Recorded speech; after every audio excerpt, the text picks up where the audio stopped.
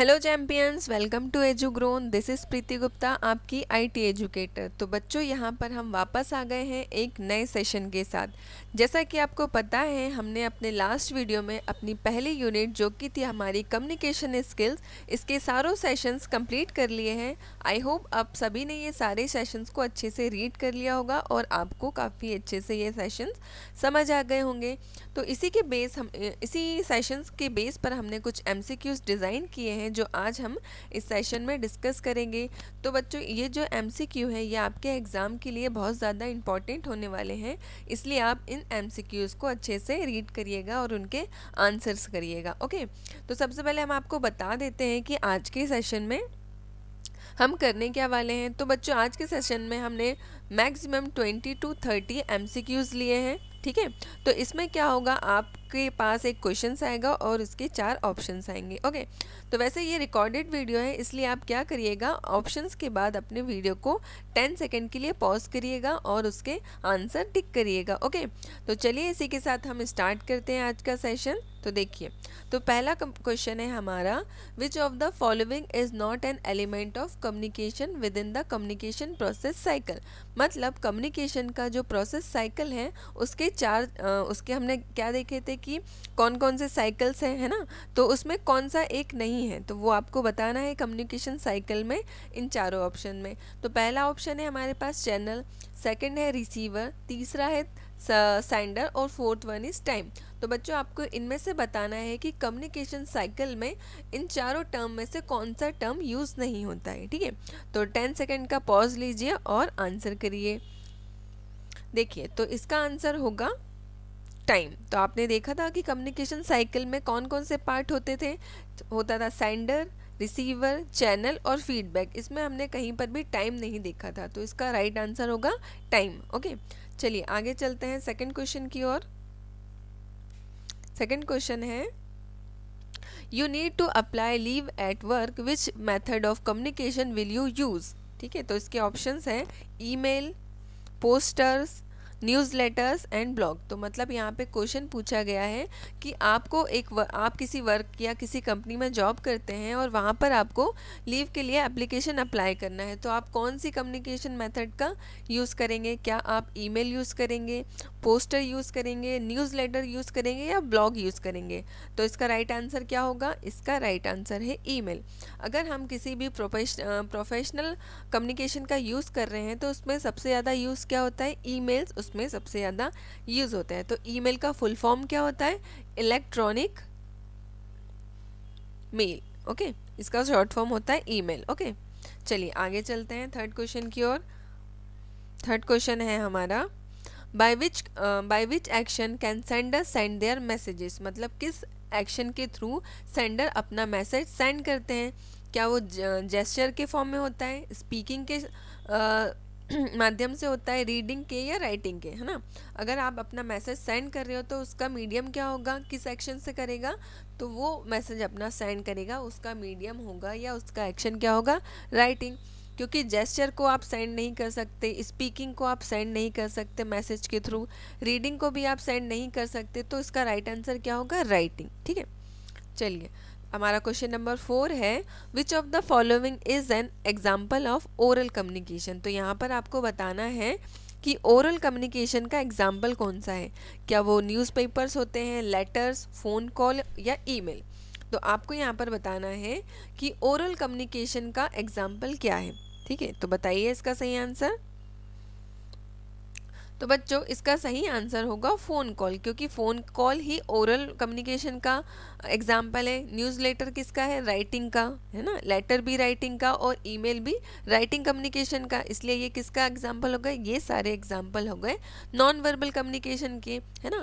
तो जो phone call है ये एग्जाम्पल होगा हमारा ओरल कम्युनिकेशन का। क्लियर है, चलिए आगे चलते हैं। क्वेश्चन नंबर 5 है हमारा, What are the type of word we should use for a verbal communication। तो वर्बल कम्युनिकेशन में हम किस तरह के कम्युनिकेशन का यूज़ करेंगे। ठीक है, एक्रोनिमस, सिंपल, टेक्निकल और जॉर्गन्स, है ना। तो यहाँ पे आपसे पूछा है कि वर्बल कम्युनिकेशन में आप किस टाइप के वर्ड्स का यूज़ करोगे, तो आपको आंसर बताना है। तो वर्बल कम्युनिकेशन में आप किस टाइप के वर्ड्स का यूज़ करोगे, वो होंगे सिंपल, क्योंकि हम जब वर्बल कम्युनिकेशन हो रहा है तो वहाँ टेक्निकल वर्ड्स यूज़ नहीं होंगे, जॉर्गन्स यूज़ नहीं होंगे और एक्रोनियम्स यूज़ नहीं होंगे। तो वहाँ पे यूज़ क्या होंगे, सिंपल वर्ड्स वहाँ पर यूज़ होंगे। ओके, चलिए आगे चलते हैं। क्वेश्चन नंबर 6 है हमारा, why do we use a email. तो यहाँ पे आपसे पूछा गया है कि ईमेल्स क्यों यूज़ करते हैं, ठीक है। तो पहला ऑप्शन है हमारा, to communicate with many people at the same time, मतलब बहुत सारे लोगों से कम्युनिकेशन करना एक ही टाइम पर, ठीक है। सेकेंड ऑप्शन है, to share documents and file, documents और फाइल के लिए यूज़ करते हैं। To talk each other in real time, मतलब रियल टाइम में एक दूसरे से बातचीत करने के लिए यूज़ करते हैं। और लास्ट वन है, to keep a record of communication, मतलब जो कम्युनिकेशन हो रहा है हमारा उसका रिकॉर्ड रखने के लिए ईमेल्स का यूज़ कर रहे हैं। तो 10 सेकेंड का पॉज लीजिए और आंसर बताइए कि इसका आंसर क्या होगा, ठीक है। तो इसका राइट आंसर होगा, to communicate with many people at a same time, मतलब एक ही टाइम पे कई सारे पीपल से कम्युनिकेट करने के लिए हम ईमेल्स का यूज़ करते हैं, ठीक है। और ईमेल्स किस तरह से यूज़ होता है, फॉर्मल कम्युनिकेशन में भी, ठीक है। ऐसा हमने आपको अपने लास्ट चैप्टर में भी बताया था। चलिए हमारा 7 क्वेश्चंस हैं, which of these is a positive good facial expression. तो यहाँ पर आपको बताना है कि पॉजिटिव एक्सप्रेशन या गुड फेशियल एक्सप्रेशन कौन से होते हैं, ठीक है। फ्रोइंग वाइल कॉन्ट्रैक्टिंग, मतलब किसी से बात करते टाइम अपनी भुहें ऊपर नीचे करना, क्या ये गुड कम्युनिकेशन या गुड फेशियल एक्सप्रेशन है। मेंटेनिंग गुड आई कॉन्टैक्ट, ठीक है। Smiling continuously, rolling up your eyes. तो आपको इनमें से बताना है कि गुड फेशियल एक्सप्रेशन कौन से हैं। तो देखिए यहाँ से क्या पता चल रहा है, फ्रोइंग वाइल कॉन्सेंट्रेशन कॉन्ट्रैक्टिंग, मतलब अगर हम सामने वाले से बात कर रहे हैं और अपनी आंखें, मतलब अपनी जो भुएं हैं आईब्रोज उसको ऊपर नीचे कर रहे हैं, तो क्या वो गुड फेशियल एक्सप्रेशन होगा, नहीं। मेंटेनिंग आई कांटेक्ट, हाँ आई कांटेक्ट को मेंटेन करना एक गुड फेशियल एक्सप्रेशन है, ठीक है। स्माइलिंग कंटिन्यूसली, अगर हम किसी से बात कर रहे हैं और कंटिन्यूस स्माइल कर रहे हैं तो ये भी उसमें काउंट नहीं होता है। Sorry. Rolling up your eyes, अपनी आंखों को ऊपर बार बार घुमाना, तो ये भी गुड कम्युनिकेशन का पार्ट नहीं होता है। तो इसका राइट आंसर क्या होगा बच्चों, इसका राइट आंसर होगा मेंटेनिंग आई कांटेक्ट, मतलब सामने वाले से आप आई कांटेक्ट मेंटेन करके रख रहे हो, ठीक है। चलिए आगे चलते हैं। क्वेश्चन नंबर 8 है हमारा, why does N upright straight body posture convey और शो, मतलब हमारा बॉडी पोस्चर कैसा होना चाहिए अगर हम किसी के सामने प्रेजेंट रख रहे हैं अपने आप को, तो क्या प्राइड होना चाहिए, प्राइड मीन्स होता है घमंडी, तो बिल्कुल नहीं। प्रोफेशनलिज्म, हाँ ठीक है। कॉन्फिडेंस, ये भी सही है। ह्यूमिलिटी, तो ये भी नहीं, ह्यूमिलिटी मतलब किसी को अपमानित करना। तो प्राइड मतलब घमंडी होना, ये भी एक गुड बॉडी पोस्चर नहीं है। तो इसका राइट आंसर होगा प्रोफेशनलिज्म एंड कॉन्फिडेंस। आप किसी के सामने अपने आप को प्रेजेंट कर रहे हो तो आपका बॉडी पोस्चर कैसा होना चाहिए, वो एकदम प्रोफेशनल होना चाहिए और आप अपने आप में बहुत ज़्यादा कॉन्फिडेंट होना चाहिए, ठीक है। तो ये किस तरह का बॉडी पोस्चर होगा, ये एक गुड बॉडी पोस्चर होगा, ठीक है। तो बच्चों अगर आपने चैप्टर को अच्छे से रीड किया है और या आपने मेरे वीडियोस को देखा है तो आप इन सारे क्वेश्चंस का आंसर इजीली दे पा रहे हो। अगर आपने ये वीडियोस नहीं देखे हैं और आप पहले एमसीक्यू का आंसर देने आ गए हैं तो आप ये एमसीक्यू का आंसर ठीक से नहीं दे पाएंगे। तो इसके लिए आपको क्या करना होगा, आप हमारे एजुकेशन मतलब चैनल पर जाइए और उसमें प्लेलिस्ट होगी IT 402 के नाम से, तो आप उसे सर्च कीजिए और उसके पहले दोनों वीडियोस को एक बार अच्छे से देख लीजिए, उसके बाद ही आप इन क्वेश्चंस का आंसर दें, तो ये सारे आंसर आप अच्छे से करेक्टली दे पाएंगे, ठीक है। तो चलिए इसी के साथ आगे चलते हैं। तो हमारा क्वेश्चन नंबर 9 है, which of these is not an appropriate non verbal communication at work. तो मतलब यहाँ पे आपसे पूछा गया है कि इनमें से कौन सा अप्रोप्रिएट नॉन वर्बल कम्युनिकेशन का पार्ट नहीं है, ठीक है। तो चलिए पहला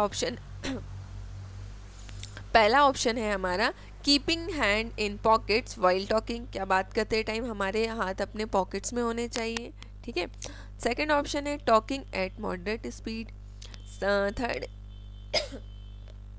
थर्ड है सिटिंग स्ट्रेट।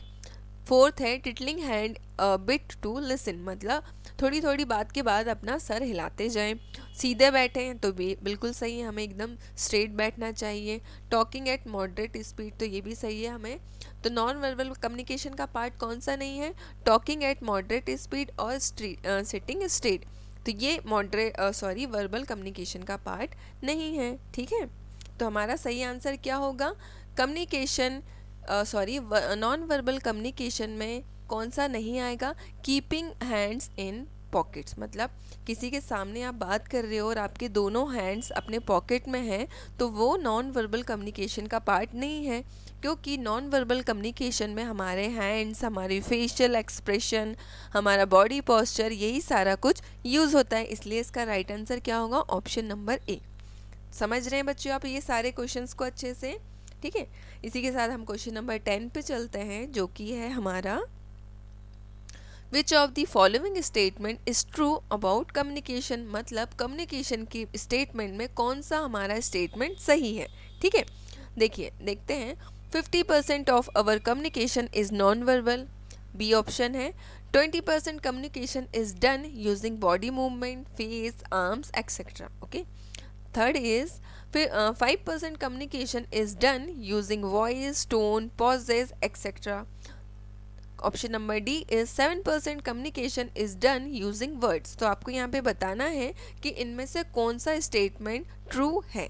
ओके, तो बच्चों इनमें से जो सही स्टेटमेंट है वो है 7% communication is done using words. ठीक है, जब हमने आपको ये पूरा पढ़ाया था नॉन वर्बल कम्युनिकेशन, तो आपको बताया था हमने कि 50% जो चीज़ें हैं वो हमारा किसका पार्ट हो जाती है? नॉन वर्बल कम्युनिकेशन में। 20% कम्युनिकेशन हमारा किसके थ्रू होता है? बॉडी मूवमेंट, फेस और आर्म्स के थ्रू होता है। ठीक है, और जो 5% कम्युनिकेशन है उसको हम किस तरह से यूज़ करते हैं? हमारी वॉइस के थ्रू, टोन्स के थ्रू और अपने बॉडी पोस्चर्स के थ्रू। तो बच्चों जो इसमें से करेक्ट आंसर होगा वो क्या होगा? 7% communication is done using words. ठीक है, जबकि यहाँ पे आना चाहिए था 38% communication is done using words. ठीक है, चलिए आगे चलते हैं। Put X marks against action below which are example of bad non verbal communication. तो आपको ये सारे जो दिख रहे हैं इनमें से बताना है कि कौन सा बैड कम्युनिकेशन का एग्जाम्पल है, बैड नॉन वर्बल कम्युनिकेशन का। ठीक है, तो चलिए स्टार्ट करते हैं। लाफिंग ड्यूरिंग फॉर्मल कम्युनिकेशन, तो गलत, हमें बिना मतलब का हंसना नहीं चाहिए। ठीक है। स्क्रैचिंग हैंड, तो ये भी नहीं, बिना मतलब सर भी नहीं हिलाना चाहिए। जब सामने वाले को लगे कि सर हिलाना है तभी हमें सर हिलाना चाहिए। ठीक है। Smiling when speaking to a friend, हाँ बिल्कुल सही है, फ्रेंड से बात करते टाइम तो स्माइल करना ही चाहिए। Nodding when you agree with something, है ना, अगर किसी बात को लेकर आप एग्री हो तो उसके लिए आपको हामी भरनी चाहिए, तो ये भी सही है। स्टैंडिंग स्ट्रेट, ये भी सही है ना। यॉर्निंग वाइल लिसनिंग, मतलब आलसी नहीं फैलाना चाहिए, जमाई नहीं लेनी चाहिए किसी की बात को सुनते टाइम, तो ये भी गलत हो गया। सिटिंग स्ट्रेट, ये सही है ना, सॉरी यहाँ पे था स्टैंडिंग स्ट्रेट और यहाँ पर है सिटिंग स्ट्रेट। ठीक है। Maintaining eye contact while speaking, तो ये भी सही है। बिटिंग नेल्स, अपने नाखून नहीं चबाना चाहिए, तो ये भी गलत है। ठीक है। फर्म हैंडशेक करना चाहिए, तो ये भी सही बात है ना। क्लेंचिंग जॉज, अपने दांतों को हिलाते रहना चाहिए, तो ये भी गलत है। इस तरह का कोई नॉन वर्बल कम्युनिकेशन में ये बैड हैबिट मानी जाती है। ठीक है। Looking away when someone is speaking to you, है ना, आप किसी और को देख रहे हो, अगर किसी से बात कर रहे हो, तो ये भी नॉन वर्बल कम्युनिकेशन में एक बैड मैनर माना जाता है। इंटेंस स्टेयर, मतलब कंटिन्यू घूरते रहना, तो ये तो गलत है। अगर आप नॉर्मली किसी को देख रहे हो तो वो सही है, पर एकदम आप उसको घूर रहे हो तो वो गलत होगा। ठीक है, इसलिए वो बैड नॉन वर्बल कम्युनिकेशन में काउंट होगा। तो ये आप देख लीजिए। ठीक है, समझ गए आप इतना। अब चलते हैं क्वेश्चन नंबर 12 की ओर। तो क्वेश्चन नंबर 12 है हमारा, which of these are example of positive feedback, मतलब पॉजिटिव फीडबैक का एग्जाम्पल कौन सा है इनमें से? तो पहला ऑप्शन है हमारा excellent, your work has improved, तो excellent your work has improve, तो ये भी किस में काउंट हुआ? पॉजिटिव फीडबैक में। ठीक है। ऑप्शन नंबर बी है, I notice your dedication towards the project. Option number C है, you are always doing it wrong way. और ऑप्शन नंबर डी है ऑल ऑफ दी अबव। तो बच्चों इसका सही आंसर क्या होगा? Option number A and option number B. तो यहाँ पे आप कैसे समझे पॉजिटिव फीडबैक है? Excellent, your work has improve, मतलब गुड, आप अपने वर्क में इम्प्रूवमेंट ला रहे हो, तो ये कैसा हुआ? पॉजिटिव फीडबैक हुआ। सेकंड क्या है? I notice your dedication towards the work, मतलब मैंने आपके वर्क में आपका डेडिकेशन देखा है, तो ये दोनों कैसे हो गए? पॉजिटिव फीडबैक हो गए। ठीक है, तो चलिए क्वेश्चन नंबर 13 की ओर चलते हैं। क्वेश्चन नंबर 13 है which of these are example of negative feedback. तो यहाँ पर आपको बताना है कि इनमें से कौन सा एग्जाम्पल है नेगेटिव फीडबैक का। ठीक है, तो ऑप्शन नंबर ए है हमारा, I hate to tell you this but your drawing skill are poor. ठीक है, ऑप्शन नंबर बी है, you can surely improve your drawing. Okay, this is a good drawing but you can do better, none of the above. तो मतलब यहाँ पे इन्होंने direct बोल दिया कि I hate to tell you this but your drawing skill is poor, तो ये कैसा हो गया? ये पॉजिटिव फीडबैक है। You can surely improve your drawing, मतलब मुझे पता है कि तुम तुम्हारी ड्राइंग को इम्प्रूव कर लोगे, तो ये कैसा फीडबैक हुआ? ये पॉजिटिव फीडबैक हुआ। Third one is this is a good drawing but you can do better, मतलब ये एक अच्छी ड्राइंग है बट तुम इससे अच्छा कर सकते हो, तो ये भी किस में काउंट हुआ? ये भी पॉजिटिव फीडबैक में। तो ऑप्शन नंबर ए क्या हुआ हमारा? ये हुआ हमारा नेगेटिव फीडबैक। ठीक है, चलते हैं क्वेश्चन नंबर 14 की ओर। Which of the following are effective component of a good feedback, मतलब गुड फीडबैक में गुड फीडबैक के लिए कौन से कंपोनेंट होते हैं जो इफेक्टिव प्रूफ होते हैं। ठीक है, तो चलिए समझते हैं कौन कौन से हैं। तो पहला ऑप्शन है डिटेल्ड एंड टाइम कंज्यूमिंग, है ना, कंपोनेंट डिटेल्ड और टाइम कंज्यूमिंग होना चाहिए, तो क्या वो गुड फीडबैक है ना। Direct and honest, option number C is specific, option number D is opinion based, मतलब अगर आप किसी को इफ़ेक्टिव कंपोनेंट के लिए गुड फीडबैक दे रहे हो तो वो कैसा होना चाहिए? डायरेक्ट एंड ऑनेस्ट होना चाहिए, है ना, सीधा और सटीक। स्पेसिफिक, मतलब उसी बात के लिए स्पेसिफिक होना चाहिए जिस बात के लिए आप उसको फीडबैक दे रहे हो, है ना। बहुत ज़्यादा डिटेल और टाइम कंज्यूमिंग नहीं होना चाहिए, और अपने ओपिनियन के बेस्ड के हिसाब से भी नहीं होना चाहिए। किसका? Effective component of good feedback. ठीक है, चलिए आगे चलते हैं। क्वेश्चन नंबर 16 है हमारा, which of these is not a common communication barrier. तो आपको बताना है कि इनमें से कॉमन कम्युनिकेशन बैरियर का पार्ट नहीं है। तो ऑप्शन नंबर ए है linguistic barrier, option number B is interpersonal barrier, option number C is financial barrier and option number D is organisational barrier. तो बच्चों जैसा कि हमने आपको बताया था कि किस किस तरह के कम्युनिकेशन बैरियर्स होते हैं, अगर आपने वो चैप्टर को अच्छे से समझा है तो इसका आंसर आप इजीली दे पाएंगे।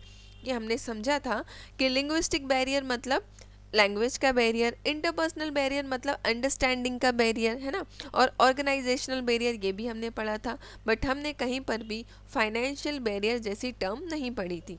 तो इसका पार्ट कौन सा है? Which is not a part of common communication barrier, that is financial barrier is not a part of common communication barrier. ठीक है, तो इसका ऑप्शन करेक्ट ऑप्शन क्या हो गया? इसका करेक्ट ऑप्शन हुआ ऑप्शन नंबर सी। चलिए आगे बढ़ते हैं। Which of these are ways to overcome communication barrier, मतलब कम्युनिकेशन बैरियर से हम ओवरकम कैसे कर सकते हैं। तो ठीक है, चलिए ऑप्शन देखते हैं। ऑप्शन नंबर ए है रिस्पेक्टिंग ईच अदर्स डिफरेंसेस। ठीक है, option number B is using a translator, option number C is not communicating at all and option number D is using your own language for comfort.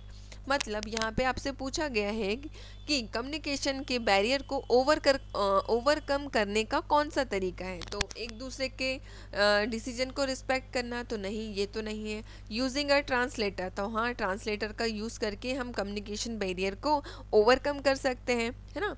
Not communicating at all, अगर हम communicate ही नहीं करेंगे तो barrier की बात ही नहीं आती, है ना, और वो कम्युनिकेशन होगा ही नहीं, तो ये ऑप्शन तो बिल्कुल गलत होगा।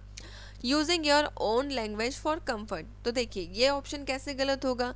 अगर हमने अपने कंफर्ट के लिए अपनी लैंग्वेज यूज़ कर ली जिसमें हम कंफर्टेबल हैं, बट सामने वाला कंफर्टेबल नहीं है तो भी कम्युनिकेशन तो हो ही नहीं पाएगा। इसलिए सबसे बेस्ट आंसर हमें जो लगा वो ये होगा, यूजिंग अ ट्रांसलेटर। आप जो बोल रहे हो वो ट्रांसलेटर ट्रांसलेट करके सामने वाले को बता देगा, और सामने वाला जो बोल रहा है वो ट्रांसलेटर ट्रांसलेट करके आपको बता देगा। तो इससे क्या होगा, आप कम्युनिकेशन बैरियर से ओवरकम कर लोगे। ठीक है, चलिए आगे चलते हैं। क्वेश्चन नंबर 17 है हमारा, in which of the following the underline word is an adjective. तो आपको बताना है कि इसमें से एडजेक्टिव कौन सा है। तो हम पहले ऑप्शन पढ़ते हैं, आप लोग बताइएगा कि कौन सा ऑप्शन सही है। Radha has a red dress. Okay. Option number B is I can speak French. The girl on the train is the best seller. And option number D is Abdul can swim fast. तो यहाँ पर आपको बताना है कि इनमें से एडजेक्टिव कौन सा है। तो देखिए यहाँ पे क्या बोला है, Radha has a red dress, मतलब राधा के पास लाल कलर की ड्रेस है। तो ये क्या हुआ, रेड यहाँ पर एडजेक्टिव हो गया। ठीक है, और आई कैन स्पीक फ्रेंच, तो फ्रेंच क्या है, लैंग्वेज हो गई। ठीक है, तो ये एक इसका ऑप्शन हो गया। The girl on the train is the best seller, तो ये क्या हो, the girl on the train क्या है, ये एक बुक है। तो ये बुक कैसी बनी है, बेस्ट सेलर बनी है। तो ये भी क्या हो गया, इसका ऑब्जेक्टिव हो गया। ठीक है, तो चलिए इसका सही आंसर कौन कौन से हो गए, option number A and option number C is a correct answer. चलिए क्वेश्चन नंबर 19 की ओर चलते हैं। Which of this sentence is capitalise correctly, मतलब कौन सा सेंटेंस कैपिटलाइज है करेक्टली, ये आपको बताना है। तो चलिए हम ऑप्शन देखते हैं, अब इसका आंसर बताइएगा। Ravi and I are going to the movies, तो ये तो सेंटेंस तो सही है पर कैपिटलाइज करेक्टली नहीं है। क्या लिखा है, Ravi and I are going to the movies, तो यहाँ पे आई कैसा होना चाहिए था, कैपिटल। ठीक है, बट यहाँ पर स्मॉल आई का यूज़ हुआ है। अब देखते हैं, Salim is visiting India in July, तो यहाँ पे जुलाई का जे कैपिटल होना चाहिए था, बट यहाँ पर स्मॉल जे यूज़ हुआ है। The tiger is a strong animal, तो स्ट्रॉन्ग का एस यहाँ पर कैपिटल स्मॉल होना चाहिए, बट यहाँ पर कैपिटल यूज़ किया है। अब देखते हैं, she is arriving on Monday, तो यहाँ पे सारे वर्ड्स करेक्टली यूज़ है, इसलिए करेक्ट ऑप्शन क्या हुआ, option number D is the correct option. ठीक है, चलिए क्वेश्चन नंबर 20 की ओर चलते हैं। Which of this sentence are punctuate correctly, तो आपको ये बताना है यहाँ पे कि कौन सा सेंटेंस करेक्टली पंक्चुएट है। ठीक है, चलिए ऑप्शन नंबर ए है व्हेन इज द पार्टी। ठीक है, तो यहाँ पर क्या आना चाहिए था बच्चों, यहाँ पर आना चाहिए था क्वेश्चन मार्क, क्योंकि आप पूछ रहे हो कि पार्टी कब है। ओके, अब ऑप्शन नंबर बी की ओर चलते हैं। I had bread omelette and a banana for a breakfast. ठीक है, and third is I am so excited about my first foreign trip, this is Abdul's notebook. तो यहाँ पे करेक्ट ऑप्शन क्या होगा बच्चों, यहाँ पर करेक्ट ऑप्शन होगा ऑप्शन नंबर डी, क्योंकि यहाँ पे सारे सेंटेंस एकदम पंक्चुएटली यूज हुए हैं। ठीक है, तो चलिए इसी के साथ आगे चलते हैं। क्वेश्चन नंबर 21 है हमारा, in which of this sentence can you find an adverb. तो यहाँ पे आपको क्या फाइंड करना है, एडवर्ब फाइंड करना है। ऑप्शन नंबर ए है Divya drinks milk every day. ठीक है, ऑप्शन नंबर बी है Sanjay gifted me a new pen. Option number C है I open the door lock. And option number D है सीता इज 5 फीट टॉल, मतलब सीता की हाइट कितनी है, 5 फीट लंबी है। तो यहाँ पे करेक्ट ऑप्शन होगा Divya drinks milk every day, मतलब दिव्या डेली दूध पीती है। ठीक है, चलिए क्वेश्चन नंबर 23 की ओर चलते हैं। In which of the following the underline word is an adjective. तो शायद ये क्वेश्चन हमने पहले ही कर लिया है, इसलिए स्किप करके आगे चलते हैं। क्वेश्चन नंबर 24 है हमारा, which of this sentence is capitalise correctly. I think ये क्वेश्चन भी हो गया है, इसमें आते हैं। क्वेश्चन नंबर 25 है, identify the indirect object in the sentence, मतलब आपको इनडायरेक्ट ऑब्जेक्ट को इसमें फाइंड करना है। तो सेंटेंस है हमारा, the band played music for the audience, तो मतलब बैंड किसके द्वारा, बैंड में म्यूजिक चल रहा है ऑडियंस के लिए। तो यहाँ पे आपको बताना है कि इनमें से ऑब्जेक्ट कौन सा है। तो क्या ऑप्शन नंबर ए है the band option number B है प्लेड, ऑप्शन नंबर सी है music and option number D है ऑडियंस। तो यहाँ पे ऑब्जेक्ट क्या है, यहाँ पर ऑब्जेक्ट है ऑडियंस, और सब्जेक्ट क्या है यहाँ पर, द बैंड, यहाँ पर सब्जेक्ट है, और आपसे पूछा है ऑब्जेक्ट, तो ऑब्जेक्ट क्या हुआ यहाँ पर, ऑडियंस, यहाँ पर ऑडियंस ऑब्जेक्ट है। ठीक है, चलिए आगे चलते हैं क्वेश्चन नंबर 26 की ओर। Which of these an imperative sentence, तो यहाँ पर आपको बताना है इम्पेरेटिव सेंटेंस क्या होता है। ठीक है, चलिए ऑप्शन नंबर ए है switch off the fan, option number B है Sheela has gone to the market, option number C है where are my pen colours, and option number D है oh no I miss my flight. तो यहाँ पे बच्चों आपसे पूछा है कि इम्पेरेटिव सेंटेंस कौन सा है, मतलब इम्पेरेटिव का मतलब होता है क्वेश्चन मार्क वाला। तो यहाँ पे क्वेश्चन मार्क वाला सेंटेंस तो एक ही दिख रहा है जो कि है ऑप्शन नंबर सी। तो करेक्ट आंसर क्या हुआ हमारा, option number C is the correct answer. ठीक है, आई होप बच्चों आप सारे आंसर करेक्टली दे पा रहे होंगे। अगर आपको ये वीडियो अच्छा लग रहा है तो आप हमें लाइक करके ज़रूर बताइएगा। ओके, चलिए अगला क्वेश्चन की ओर चलते हैं। Which of this sentence is in active voice, मतलब आपको यहाँ पे बताना है कि कौन सा सेंटेंस एक्टिव वॉइस में है। ओके, तो ऑप्शन नंबर ए है a movie is being watched by man, मतलब मूवी किसके द्वारा देखी गई, मूवी एक आदमी के द्वारा देखी गई, मूवी उनके द्वारा देखी गई है ना। ऑप्शन नंबर बी है the car was repaired bye Raju, मतलब कार किसके द्वारा रिपेयर की गई, राजू के द्वारा। He is reading a book, मतलब वो बुक पढ़ रहा है। And option number D is the thief was being chased by policeman, मतलब thief was being chased by policeman, मतलब थी।